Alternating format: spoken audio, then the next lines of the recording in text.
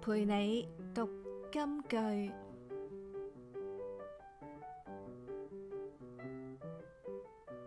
聰明人的心得知識，智慧人的耳求知識。箴言18章15節。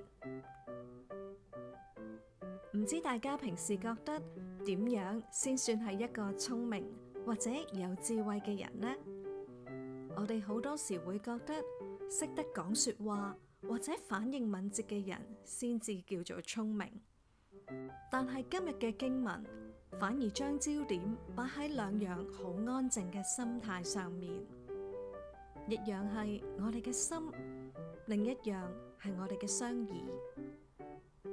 經文第一句話，聰明人嘅心得知識，呢個得字其實代表住一種主動嘅吸收。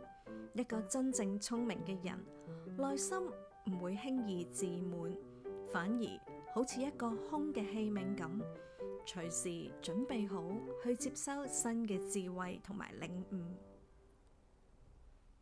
而第二句，智慧人嘅耳求知識，就講得更加形象化啦。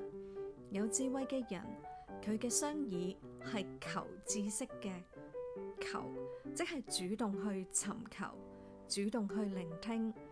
喺一個充斥住噪音、人人急住表達自己嘅時代，願意將自己收細，用雙耳去好好聆聽神嘅話語，聆聽身邊人嘅需要，呢種聽得入耳嘅能力，先至係最深層嘅智慧。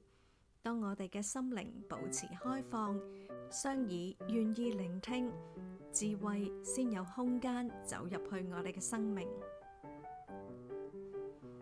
願我哋今日都擁有一顆謙卑學習嘅心，同一雙願意聆聽嘅雙耳。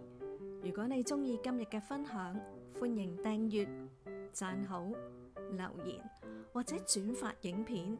我哋下次再見啦！